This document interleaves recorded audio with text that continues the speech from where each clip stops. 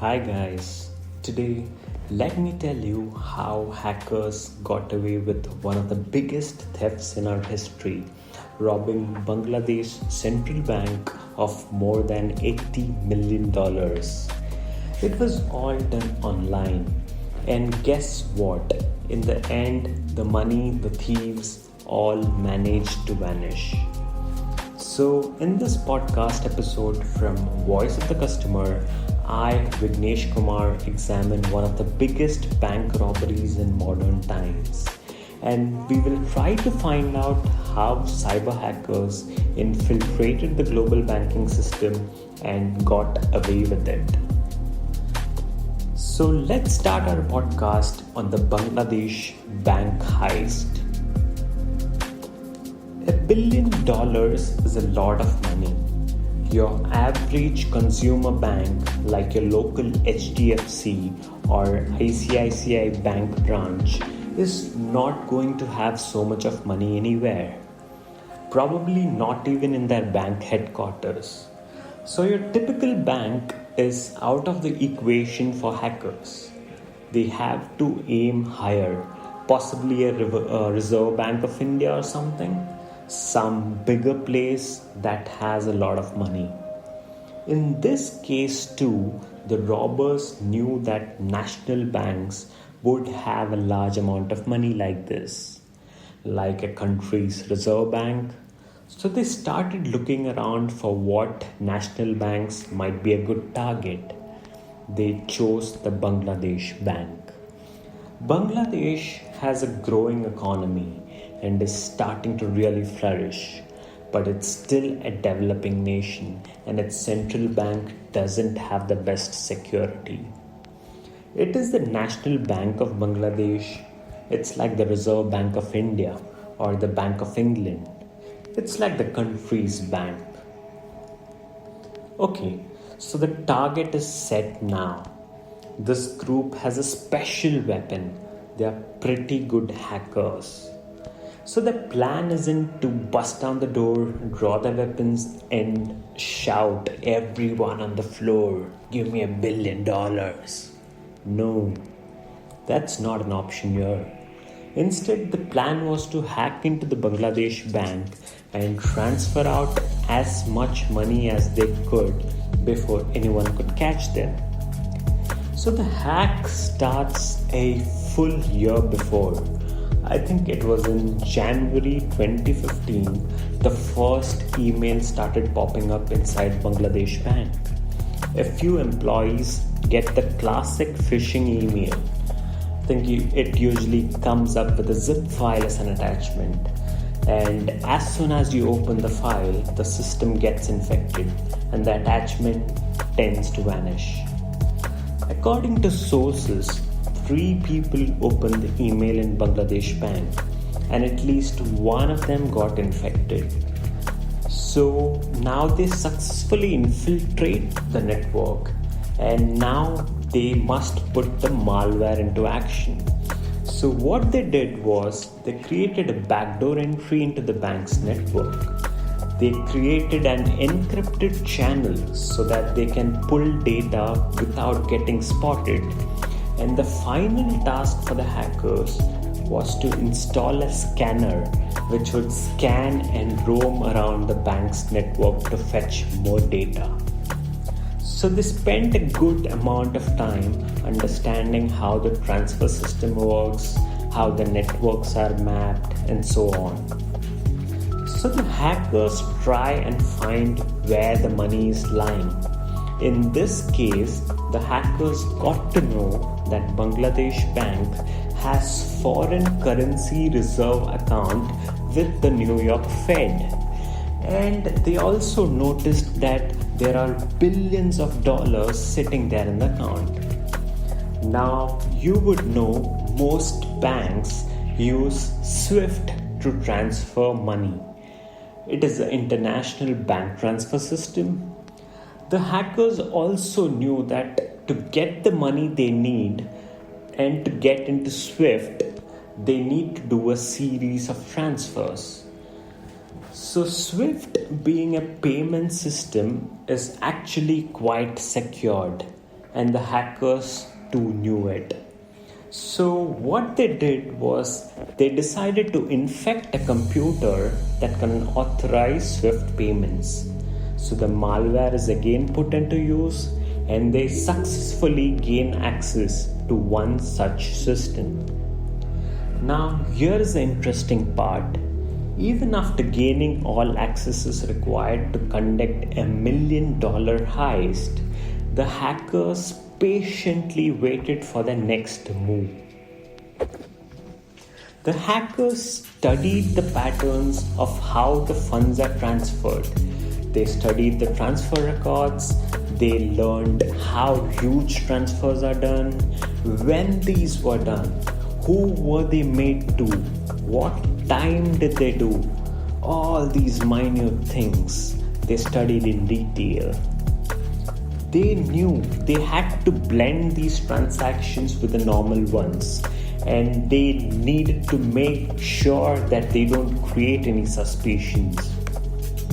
The hackers also knew that if they transferred all the amount in one go to one bank account, and if that fails, all would be lost.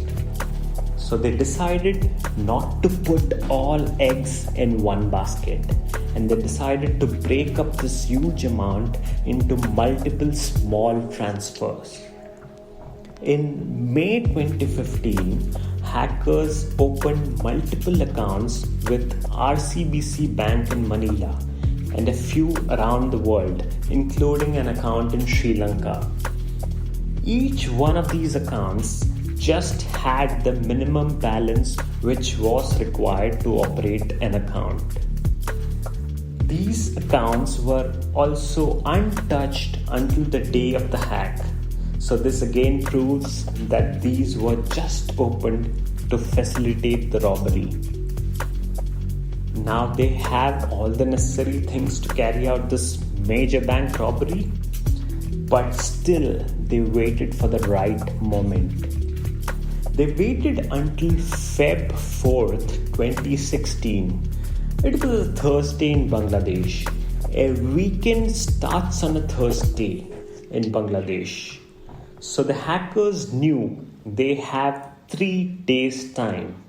And since they are transferring from a Fed account in New York, where it would still be a Friday, they knew the transactions would be processed in Bangladesh and nobody would see or raise any suspicion because it's a weekend holiday. There is another interesting detail here. The hack started on a Thursday, which was Feb 4th, and 8th Feb, the following Monday, was a Chinese New Year holiday, and this applied to the RCBC Bank. This is where they had opened their accounts. Now this would give the hackers 5 days time. Wow, you must be thinking, so much of thought process is fed in here, right? Yeah, that's correct. So on the day of the hack, which was Feb 4th, Thursday, the hackers break into the system which authorizes the Swift entries, and they created payment instructions. Now they start transferring the funds, millions here and there, to the accounts they had created around the world. The Fed starts processing these requests on a Friday morning, as they thought these were genuine requests from the Bangladesh bank. One of the transactions was for a $20 million, and this was routed to the Sri Lankan bank account. This was also authorized by the Fed, and it started making its way through other banking intermediaries. That's how a transfer usually happens. It goes through multiple intermediaries before reaching its final destination. So even this transaction had to go through a German bank before getting into its destination, which is in Sri Lanka. The transfer request placed by the German bank was fortunately stopped due to a human error. So what happened here was, instead of typing Shalika Foundation, The transfer request read as Shalika Foundation. It missed the O. The Sri Lankan bank, noticing this, sent back the money to the German bank, who in turn flagged and sent it back to the Fed. The Fed noticed this and they found something is going wrong. This is when the alarm bells started ringing. They scrambled to figure out what's going on. They tried calling the Bangladesh bank on Friday, but being a holiday, they couldn't get through to them. By this point, the hackers had completed the first part of the hack, and by Friday early morning 4 a.m. Philippines time, the hackers logged out of the Bangladesh bank network and they begin deleting the evidence of their crime. One more interesting thing was the hackers also managed to hack a printer which usually prints all the SWIFT transaction details. The hackers hacked this printer and made sure the printer prints blank pages for these fraudulent transactions. The person who was monitoring the SWIFT prints thought this was a technical glitch. On Saturday, when finally, due to Fed's alarm emails, when Bangladesh Bank came to know of these transfers, they started panicking and they started making a series of appeals to all intermediaries, asking them to stop all payments. In total, 36 transactions were attempted. This totaled up to $1 billion. Out of this, only 4 transactions went through, and that amounted to $81 million. And these were the ones which were transferred to the RCBC accounts in Manila. One of the reasons why this made through was because when the Bangladesh bank tried calling them, they were closed on account of Christmas, Chinese New Year. And there is also an allegation that an insider was in play. The hackers emptied their accounts. They made it untraceable by sending it to a casino. And then with the help of a few Chinese individuals, they gambled and cashed out without raising any suspicion. Usually, there are gamblers who bet on millions of dollars in these casinos. So it didn't create a red flag here too. So let's now see who did this and what was their motive. Apparently, this hack was carried out by the North Korean government. Security researchers dubbed this North Korean hacking group the Lazarus Group, which is also known as the Renaissance General Bureau or the APT-38.